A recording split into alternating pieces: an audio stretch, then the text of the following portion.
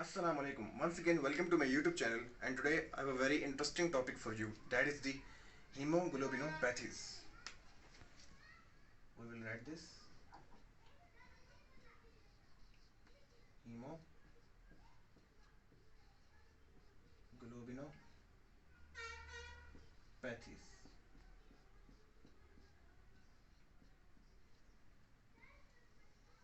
Now, before going into the detail, just concentrate on this word, hemoglobinopathies. Now, before going into the detail, just concentrate on this word. That what does this word actually means? This word actually consists of two terms, hemoglobin and pathies.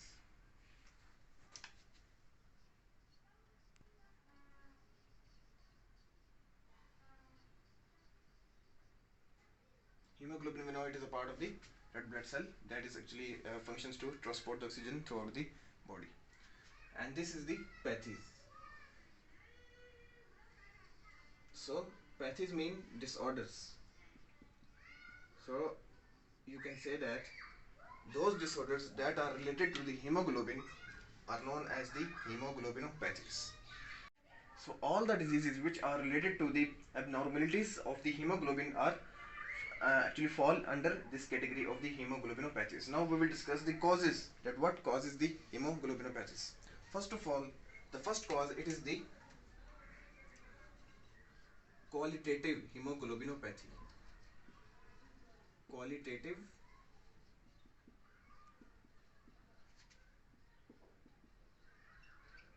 hemoglobinopathy.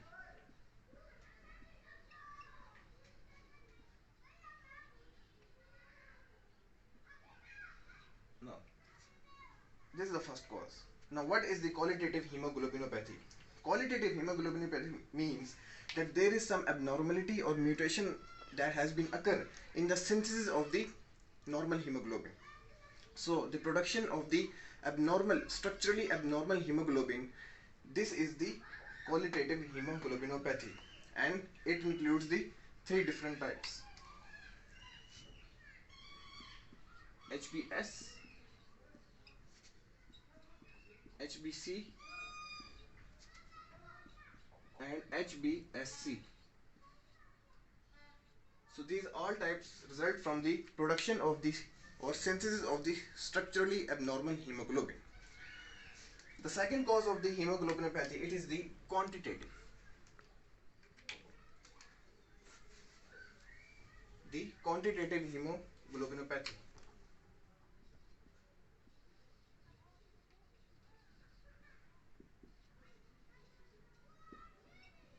Quantitative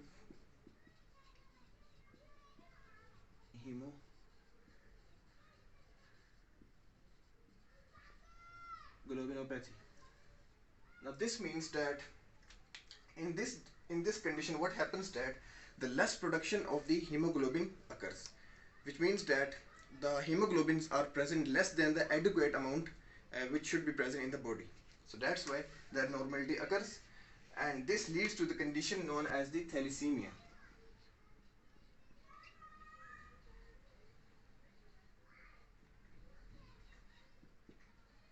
So their types we will be discussing later in the lecture, in the next lecture.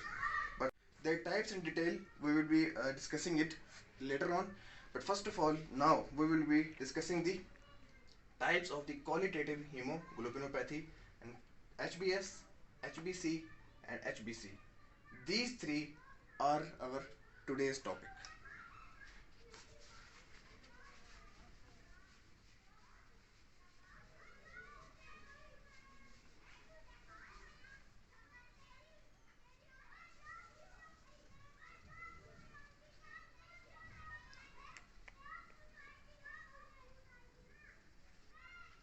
So now discussing the first type of the qualitative hemoglobinopathy, and that is the HbS.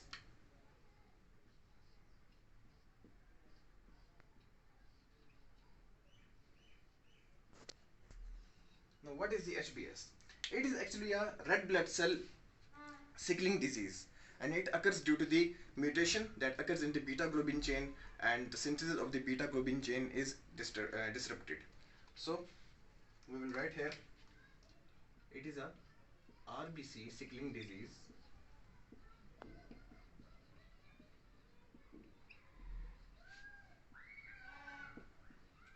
RBC sickling disease. And how this occurs? This occurs due to the single nucleotide substitution that leads to the point mutation in the beta globin gene. So that's why the beta globin gene is abnormally synthesized.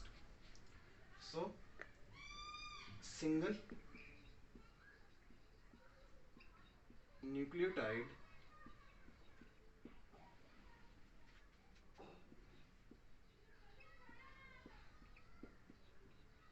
substitution occurs,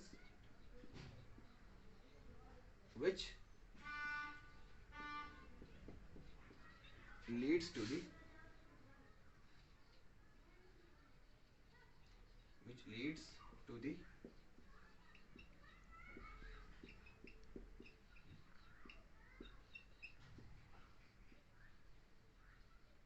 point mutation in beta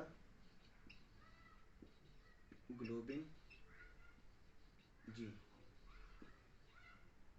So due to this point mutation, the beta globin gene is not normally, or you can say synthesized as it is in the normal circumstances. Now, secondly, defining the other characteristic of this HBS disease, it is the autosomal recessive disorder. Autosomal recessive disorder.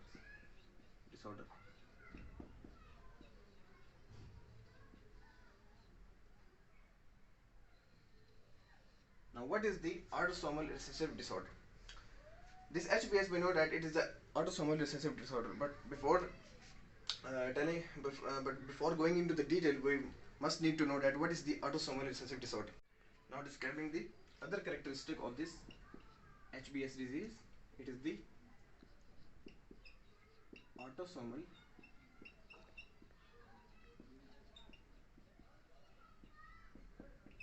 recessive disorder.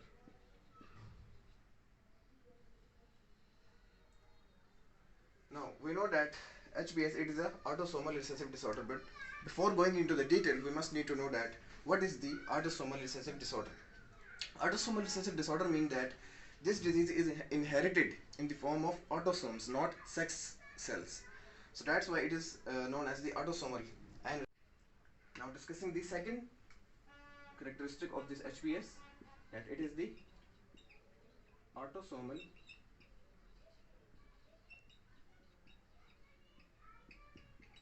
recessive disorder.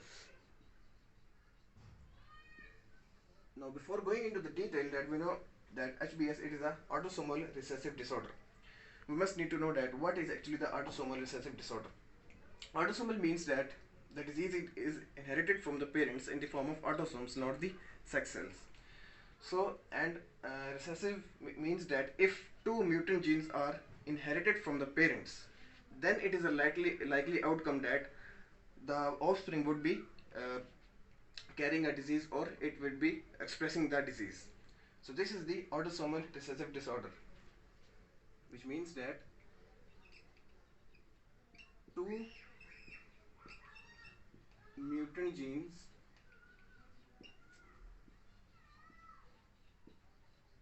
are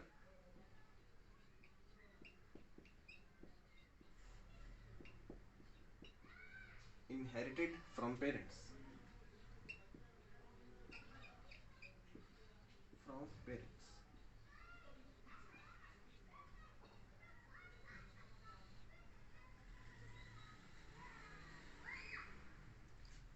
Now, furthermore, moving on.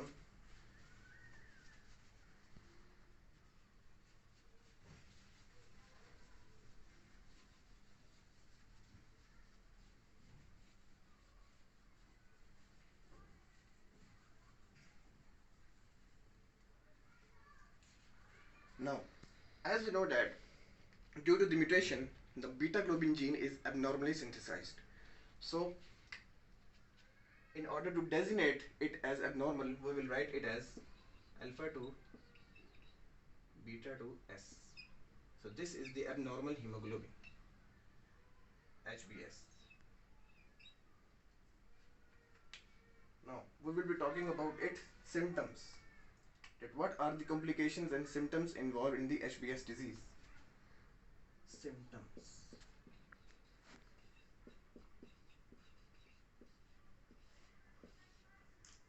The number one complication is chronic hemolytic anemia. It causes the chronic hemolytic anemia. Now what is chronic hemolytic anemia? Chronic mean the disease which actually sustains for a longer period of time, and hemolytic mean blood, and anemia means lack of oxygen in the blood, and this lack of oxygen actually causes different complications in our body, because oxygen is not actually reachable towards the tissues which in which oxygen is required for the tissues for the normal metabolic activities. So this chronic hemolytic anemia, it is the first symptom. Secondly, hyperbilirubinemia. In this, the production of bilirubin is exceeded than the normal limits. Number 3, it is the splenic and renal dysfunction. Splenic and renal dysfunction. Number 4, stroke. And number 5, bone hyperplasia.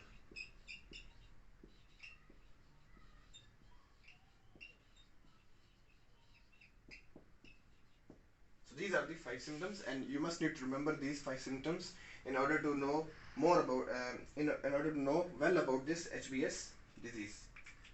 Furthermore, discussing the last point of this HbS, and then we will be moving on to the HbC disease, and then finally into the HbSC disease. I'm talking about the heterozygotes. The heterozygotes individuals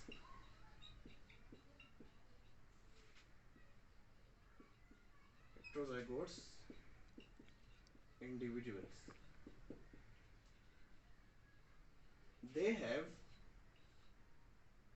one normal and one mutant gene,